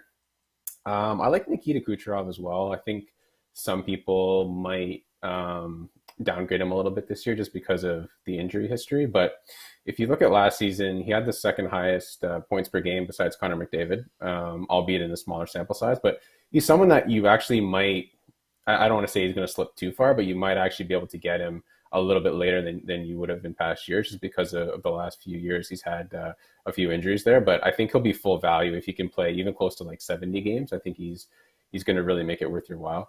And then if we sort of stick in the East with the Metro, obviously I mentioned Ovechkin earlier. He's certainly not showing his age. So until he starts doing that, until he stops scoring 50 goals, he's probably still a top 10 pick for you. And yeah, I like Artemi Panarin this year a lot. I think Vincent Trocheck's probably going to play with him, which I think is an upgrade from Ryan Strome from last year. So I think that's going to help his numbers for sure. Yeah, Ovechkin, as you mentioned it, like the big story is catching Gretzky, but to do that, he's got to consistently score, over 30 goals, and like I think Alex Ovechkin. I don't know why, but I think he returns to that 50 goal. I think he saw what Matthews did last year and thought, hey, I used to be the king. Maybe now I'm not. Do you think there's a motivation with Ovechkin? Oh, I think so. I know like A, chasing the record is definitely going to be motivation for him. But yeah, B, like you mentioned, sort of seeing Matthews do it, a younger player, maybe just to try and prove that he can still keep pace with him. I think that's going to give him a lot of motivation too. I don't disagree. I think he could score 50 still again easily. All right, so let's move on to the West now, and we'll start in the Central, and the man with the brand new contract, pretty easy one from that division as well. Yeah, highest paid player in the league, just coming off a cup. He still sounds pretty hungry, so I think he's gonna have another productive season. That Avs team is loaded, so obviously lots of production there. And yeah, then I went with Kaprizov for the Wild. I think he's just such a very talented offensive player, can score in like any scenario. If you look at his line mates last year, like Ryan Hartman and Matt Zuccarello, they both had career years playing with Kaprizov, and that says a lot. Not that those guys were slouches, but definitely not. I think players you would have thought would have had the seasons they did, but playing next to him, I think they really were able to capitalize. And then obviously two Oilers. Once again, that Edmonton top six is just really stacked. I mean, you can't really go against McDavid. He's just, he's just always right up there, going to win the scoring title probably again. And, Draisaitl's right on his tail. I saw a few people maybe argue that Matthews should be ahead of Draisaitl in some draft rankings, but I think Draisaitl's had like 52 more points than Matthews over the past 2 years, even though Matthews might have the edge on goals. But yeah, unless your league has some really crazy valuation in goal scoring, I think Draisaitl's still probably the second player off your board. It's interesting. Nathan McKinnon doubles his AAV, and in a salary cap league, if you're in one, he's still going to be worth it was at such a ridiculous deal at whatever 6.3. Even at 12.6, he's still going to produce in a bunch of different categories to be a top flight fantasy guy. Oh yeah, 100%. Like that Avs power play is loaded. That top, they may end up, now that Kadri's gone, they might end up going back to McKinnon, Ranton, and Landeskog load up that top line again too. Obviously, Makar is a great quarterback on the power play for the back end, and yeah, it's just you can't really go wrong with any one of those top Avalanche forwards. I find it interesting. There's some leagues where goals are valued higher than assists, and I wasn't in the draft, but a friend of mine told me they were in a draft where I think McDavid went third. I mean, Matthews went first, and I just don't see it unless goals are like 3 points and assists are worth 1 or something, because the extra points McDavid might have 130, 140 points. Who knows? The points are going to be more. And McDavid, let's remember, is trying to score more. So I think that gap, I don't know why you wouldn't take Connor McDavid first in every draft, even if, unless goals are crazy outrageous. But the points that he's going to get on top of the goals are going to carry him to the lead again in fantasy. Yeah, I'm with you. I saw a couple of rankings that had him second too, and I just don't understand it. Even if you look at his shots totals, they're pretty up there. He's 300 shot player. There's not really anything you can poke at in his game, right? He's going to get tons of power play time, tons of power play points. Yeah, like you said, unless your league has really specific categories, and I'm sure some do out there, but yeah, he's got to be the consensus number 1 for me. Yeah, I think he can get 50 goals. And Draisaitl, I think Draisaitl's going to challenge Matthews. I think it's going to be so exciting. The amount of 100-point guys and 40 to 50 to 60 goal guys we could see in the next little while is going to be so awesome. And then there are some guys that you're looking at that we called it need some line luck. Here's 3 guys. I'm going to get rid of that ticker here. 3 guys that could be really, really good if they get a little line luck. Tell me why you went with these 3 guys. Yeah, so I think one of the things to watch over the next few weeks in training camp is kind of see who slots in where. And obviously in the summer, the big news was sort of like Johnny Gaudreau going to Columbus, and we all know he's going to play with Patrick Laine, but who's going to center them, right? That's the question. It sounds like Boone Jenner is going to get the first crack at it. It would make a lot of sense just because he's really good on faceoff. So that'll help with puck possession for that line. And anybody stuck between those 2 guys is probably going to have a really productive season. Jenner was really strong offensively last year before he got hurt. So I think in that scenario, he could easily put up 60 points. And I think we'll talk a little bit more about him a little bit later on when we talk about some multi-cat guys, because he fits that bill as well. But yeah, it's just sort of taking advantage of those opportunities. And I think another player as well is, Andrew Mangapani. I think he's probably going to be battling with Tyler Toffoli for that right wing spot with Huberdeau and Lindholm on the top line in Calgary now. So he had 35 goals last year. I don't think it's a stretch to say he could hit 40 plus if he stays with that group for most of the year. We all know Huberdeau last year really tore it up, and he's a tremendous passer. So I think he'll really benefit from that. And yeah, lastly, Connor Brown, I think gets a nice change of scenery. His numbers were a little bit down, but with Tom Wilson out, there's a right wing slot open with Ovechkin and Kuznetsov, and maybe that's Brown. I think he's maybe going to have the inside track on that. And in that scenario, I think he could easily get back, to 20, 25 goal scorer. Yeah, and like you said, these are some really interesting kind of training camp battles, and I always, I did the pre and post game show for years here in Edmonton, and I remember Ty Ratty was a training camp superstar one time because he was playing with Connor McDavid. So it's important to pay attention to it, but also know what's realistic. And these 3 guys here can realistically stick. If you see a guy who has hardly ever played in the NHL get stuck on a first line, don't think it's automatically going to happen just because they had some success. So you really have to pay attention and weed through what is, possible and what is just kind of training camp fodder. Yeah, definitely. And I think if you look at Jenner and Mangiapane, those 2 guys are probably draftable regardless. Yeah. But someone like Connor Brown is maybe someone you're looking at, on the waiver wire in the first week or two. If he does land that spot and he catches fire and you kind of pick up on it, and maybe, you scoop him up, and that's a good gain for you early in the season. Yeah, totally. Mangapani last year, there was talk about him being on the Olympic team if they were going to the Olympics. That's how good of a start he had. So I think he will definitely continue it. And Daryl Sutter obviously has some faith in him. This is an important thing when it comes to drafts. I mean, everybody, they try to get the best players all the time. But then as you get later in the draft, what are the best secondary options? Wide receiver 2s in football and second line guys. I mean, you could have easily probably had Leon Draisaitl on this list if you really wanted to, because that's a technically a second line guy. But these are some guys on this list that I think are terrifically skilled and are going to get softer matchups. Yep, definitely. And I think it's important to watch too. Like some of these players and some of these teams, they almost have 2 first lines, right? Like if you look at like Jordan Kyrou, like St. Louis is pretty deep up front. He was on the second line last year. We'll see how it shakes out in training camp. But yeah, he's essentially a point a game player, lots of speed. I think the Blues very quietly, they ranked 3rd in goals for last year, and they're not typically known for that, but they really started filling the net last year, and a lot of guys in their top 6 and even top 9 took advantage of it. And yeah, if you look at like Tim Stützle, everyone's favorite pick for a breakout candidate this year. And I don't disagree. He's probably going to be playing with DeBrincat and Giroux.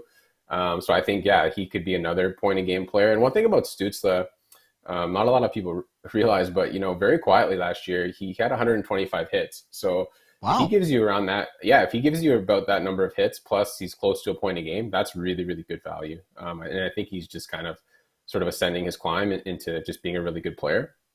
And if you look over at the Jets, again, they have, the Scheifele, Ehlers, Wheeler line. Is that the number 1 line, or is it Dubois, Connor, and, insert winger there? Is it going to be Cole Perfetti this year? But anyways, I think Dubois is really good for multi-cat leagues as well. He can give you like 100 penalty minutes, 100 hits, 60 points, 200 shots, stuff like that. So a lot of versatility there with Dubois and the Jets. And I think he's going to get a lot of playing time as well.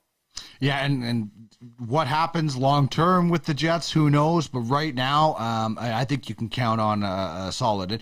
And you're right, like a Dubois could be on the second line, and those teams with that depth, like you see the Oilers, it's almost interchangeable. Yeah. So you are getting a quote unquote second line player with the ability to move up. And when we talk about production from non-top 6, that's also where you can win a fantasy league. You can get a team that has maybe a top 9 instead of a top 6 and get some extra depth. That can really, really be helpful. So who are some of the guys from the bottom 6 that you think can provide some offense in fantasy this year?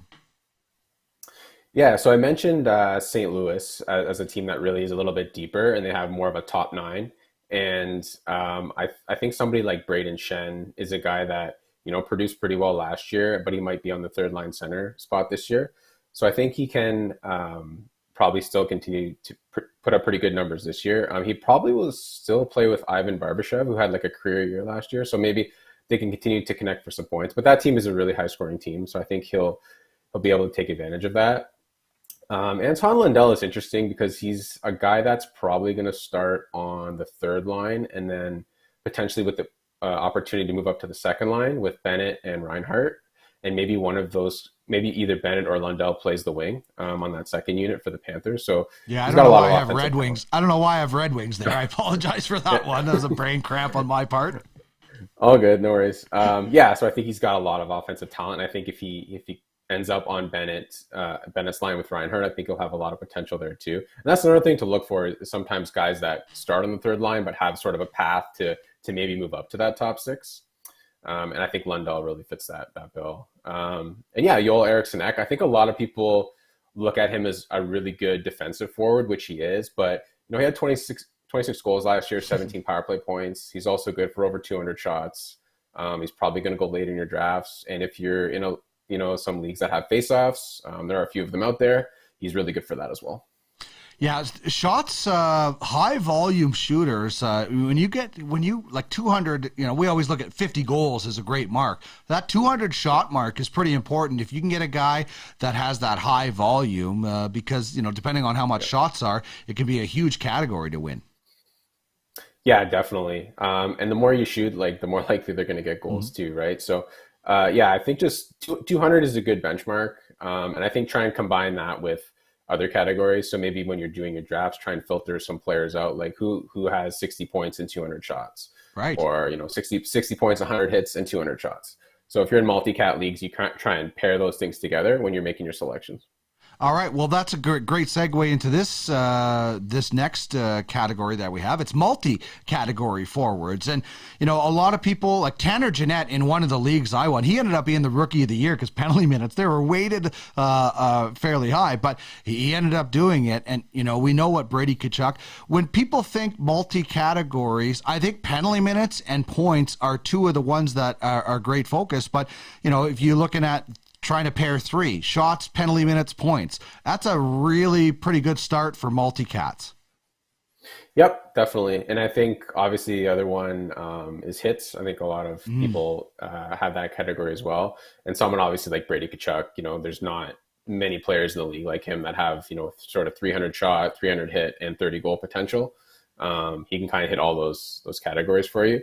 Jeanette is another one that can give you like about 300 hits, and he had 24 goals last year. I think that's probably going to dip a bit because he had a really high shooting percentage. That's probably going to come down a little bit, but still, even if he's between 15 and 20 goals and he's giving you like 300 hits, that's really good value. And we mentioned Jenner earlier. Obviously, if he does land that spot that it looks like with Laine and Gaudreau, he always gave you sort of the hits, the shots, and the PIMs. But now if he's going to get 60 points too, if he becomes that kind of a player, he's going to be really valuable. I think he's actually going to be a pretty trendy pick this year. Yeah, and that Brady Tkachuk 300, it's like 30-30 in baseball. It's such a crazy number to think of. I always look at he's getting a little bit older, but Brad Marchand, he's a fantasy MVP contender every year because I don't know if he gets as many shots as he used to, but he certainly racks up a whole lot of stuff. He plays in all situations. Those guys, they're not going to outpoint Connor McDavid, but they are going to be among the league leaders in a lot of those categories. Definitely. And Marchand's probably like on the higher end of players in multi-cat that like are going to provide you points, right? Like a lot of people, when they hear multi-cat, they really get fixated on shots and hits and they almost forget about the points a little bit. And if you look at a guy like Marchand, like you said, he fills a lot of categories, and it'll be interesting to see where he gets drafted in a lot of leagues just because of his injury. I think he's going to miss probably the first couple months. So kind of how long do you let him slide before you grab him and stash him for a few months, hoping he can help you later in the season? Well, and that Boston team is so interesting. Like the band is getting back together for one last time here. It's like an old folks' home almost. I'm surprised Chara didn't stay for a little bit longer. And obviously, I'm joking a bit, but guys are coming back and they're taking one more run at it, grabbing some of these Bruins and even stashing guys like Marchand is not a bad strategy depending on where you are in your situation. Because I have to think that a lot of I think Swayman could have a huge, depending on the split that happens there, could be a huge breakout player for the Bruins when it comes to goaltending. So that's a really interesting team to watch. And you're right. When do you jump in on the Bruins? Because in a dynasty league, you might only have Bergeron for this year if you're redrafting. Yeah, they really are one of probably the more fascinating teams this year. New coach too. Like Bruce Cassidy was a really goalie-friendly coach, really good defensive coach. The Bruins ranked really well defensively while he was there. So I think it's going to be interesting to see how they adjust to that. And yeah, they have a lot of injuries. Like, Charlie McAvoy, I think, is also going to miss a couple months. Like that's another guy you could stash if you have the room. Because he'll help you come playoff time, right? Even if you get him for the second half of the season, help you get in the playoffs in your league, and it'll be worth it. But again, it depends. If you're holding him on IR and you have other injuries, it's hard to do, right? So, but these guys are going to fall pretty far to the point where it's going to be hard to pass up on them, I think. Yeah, I agree as well. All right, so that's a really good look at some forwards and some different categories. I know you are big into the goaltending because it's something that you do obviously with goalie post and at Dobber. But these are some crease battles that you find it interesting. And I don't know, the one guy I'm looking at on this graphic is Cal Peterson. I think he's going to take a step forward. I'm not sure about the other one. I think you could see a split there, but tell me about the crease battles for these two teams with Quick, Peterson, and Talbot and Forsberg. Yeah, so you mentioned Peterson. He was probably in the conversation for most disappointing fantasy player last year. I think everyone was expecting him to claim that job last year. The Kings got a lot better. Obviously, he would have been a really good value goalie last year if he was able to play the majority of the games, but Jonathan Quick managed to outplay him. So at some point, I think Peterson's got to take that job. I think he's almost 10 years younger than Quick. He's signed to a long-term deal. He's got the pedigree. Like he should be able to win that job. And if it's this year, yeah, he's probably not going to be super high on people's radar in drafts. So you might get a steal out of it. I think the Kings are going to be pretty good again. But yeah, I think probably they'll start off splitting again. Quick had the slight edge in starts last year. But if that flips, or if Peterson can even steal a few more, yeah, he's going to be really valuable. And I think in Ottawa, what's interesting is like when they got rid of Matt Murray, it almost felt like they were, sort of giving the job to Anton Forsberg, and then they bring in Cam Talbot just shortly after, and he's back to kind of in a split situation again. Forsberg was actually, I think, arguably the most consistent goalie in the second half of the year last year, like even more than Shesterkin or Vasilevsky. Like Forsberg, I think he had 32 of his final 40 starts were above 900 save percentage. He was very consistent. Obviously didn't get the wins because he was in Ottawa, but if Ottawa, takes that step forward and he continues to play that way, he might have a good chance to get good playing time because, Cam Talbot's 35 now. It's tougher to stay healthy at that age in net. I think it's tougher to, play 55, 60 games at that age. And if the Sens can kind of take that step forward and be a strong team and get a lot more wins, I think it'll be closer to a 50-50 split. Yeah, and like you said, these are probably guys that are not on the top radar. So you could probably wait for all four of these guys. That's really if you wanted to take a chance on one of them. Yeah. It's never a bad strategy to wait on goalies. I think obviously the Shesterkins and the Vasilevskis are going to go high, and then I think you've got a small tier below them that are also really talented. But after that, they're all pretty. I think I don't want to say they're all interchangeable, but you can definitely find a lot of value later in drafts, right? Like we just talked about Jonathan Quick, like he probably wasn't drafted in the majority of leagues last year, turned out to be really valuable. Ville Husso last year, I'm sure wasn't drafted in the bulk of leagues, was really valuable. So there's just a lot of guys out there that you can find later, especially at that position where you can't really do the same at center and forward, or sorry, center and forward and defense, I should say. So yeah, exactly. You can definitely find more value later in net. All right, this was awesome. The debut of our chats. Tell the people where they can find you. Obviously on Twitter, we have it out there. But you do stuff with Dobber, and tell us about Goalie Post. Yeah, so you can find my work basically on Twitter, Amato_Mike, and goaliepost.com. Goalie Post is just a great resource for starting goalies every day for fantasy hockey. We send out email alerts, and follow us on Twitter at Goalie Post. We tweet out the starting goalies as they're released. So just kind of lets you know who's starting, who's not. Should you pick up somebody on waivers if you need to make a switch. Just a good resource for that. And we produce a lot of content too. Awesome. And we'll be getting everybody ready for the weekends as we go. Thanks so much, Michael. This has been a real pleasure, and I look forward to doing it again. Yeah, same here. Thanks for having me on, Dean. You betcha. There's Michael Amato of Dobber Hockey and Goalie Post. Check it out. It's a great resource. The fantasy guide that they have is just next level. It is really awesome. That was so much fun. I can't wait to actually get the season going. WHL starts tomorrow. CIS. Well, U Sport now. I think it's called U Sport now.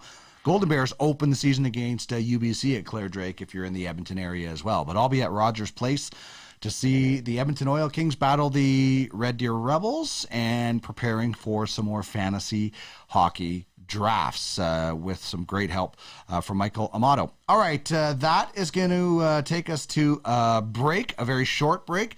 When we come back, we will get into some games to watch. Later on this evening, obviously, we'll touch back on the Thursday nighter and some starts and sits. We're back in about 30 seconds.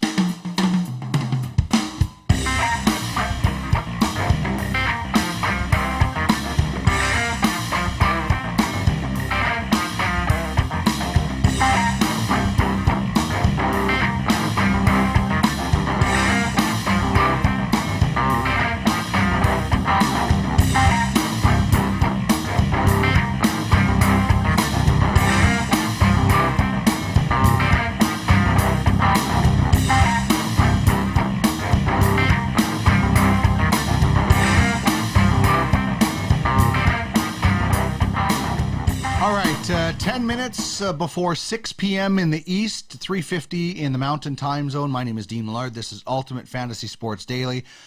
Awesome show today. Just flew by. Marty Murray, GM of the Brandon Wheat Kings, joined us earlier. Guy Flaming of the Pipeline Show previewed the WHL, and we just had an awesome preview from Michael Amato. Dobber Hockey, we'll upload all of this to our YouTube channel, Ultimate Fantasy Sports Network. We'll also put it out in audio format. Again, search Ultimate Fantasy Sports Network where you find the best podcasts, and you can download it and listen to it.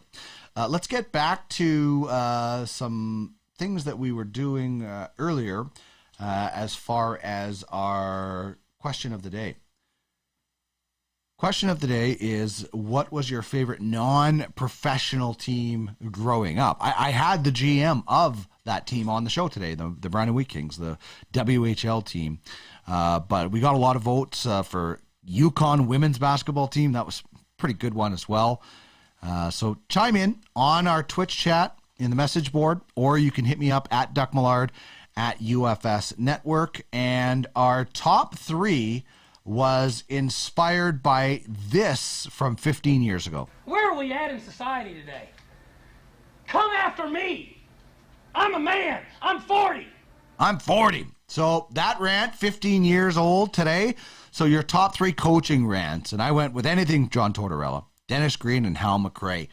You can find them all. I tried to have video of them, but just didn't work out. But great rants. So chime in where you want on that. And if you're getting ready for the Thursday nighter, Amazon Video, prime game.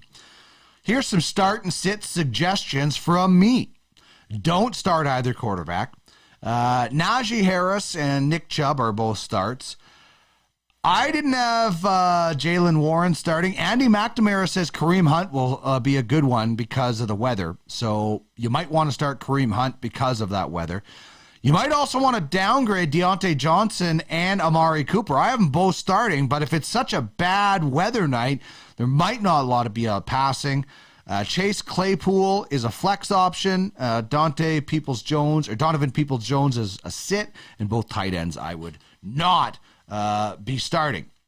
Reminder, if you do want to bet responsibly, use my link. Check it out at Duck Millard on Twitter. Click the link in my bio. Get 125% bonus to bet on sports at BetUS. All right, so games to watch tonight. You know, what are you more into? Are you more into the Browns and the Steelers?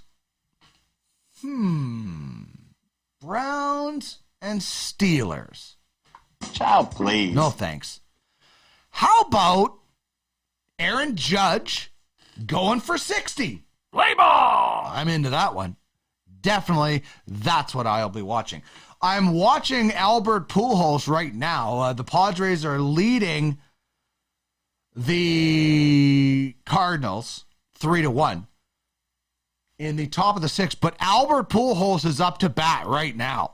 So we might see 699 right now. If you're watching the game, this is where Pujols sits. 698 home runs with 12 games, 11 after today remaining. Oh, like if you're the pitcher, just groove one in and be number 699. The Padres, they stink. Just serve one up to Albert. Bonds 762, Hank Aaron 755, Ruth 714. The only three in front of him. He's already passed A-Rod, Alex Rodriguez. So Pujols continues the chase for 700. As mentioned, he's up to bat right now. Oh, that was a big cut. He was looking for 699 that time. And Aaron Judge will try to rise again and try to get home run number 61. He has 14 games remaining.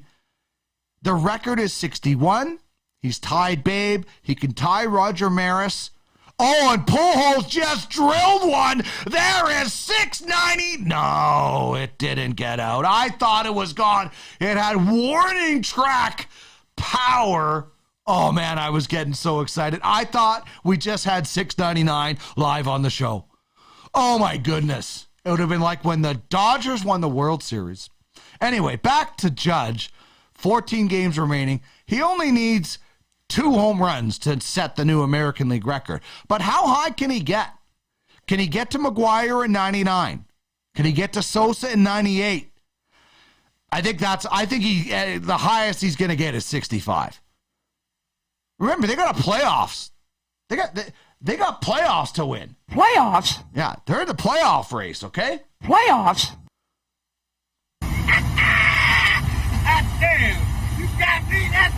So there you go. I'm going to be watching Judge because I don't know if Albert's going to get another at-bat, but I'll keep this game on. But tonight it's the Red Sox and the Yankees.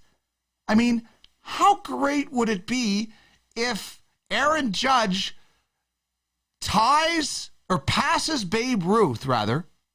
He's tied with Babe Ruth right now. Passes Babe Ruth as a Yankee versus the Red Sox. It's beautiful. It's beautiful. All right, this show was beautiful. What a great show today. It was just outstanding. Thanks again to Marty Murray, Brandon Wheat King's general manager and former legend. Well, still is a legend. I love that he remembered needing a ticket for the Memorial Cup final. I mean, how does Marty Murray not get a ticket in Brandon? He could be the mayor. So Marty joined us. Great conversation. It'll be up on YouTube. Guy Flaming, always a pleasure to talk with my man Guy from The Pipeline Show. Check it out at thepipelineshow.com. And Michael Amato from Dobber Hockey every Thursday, 5:20, getting you set for the weekend. Thanks so much for joining me. Enjoy Thursday Night Football. We're back again tomorrow to wrap up the week, 4 p.m. Eastern, right here on twitch.tv/Ultimate Fantasy Sports. And, of course, Andy McNamara has Ultimate Fantasy Football this weekend for you, 11 a.m. Eastern on Sunday. Have yourselves a good night, everybody. Go Judge. Take care.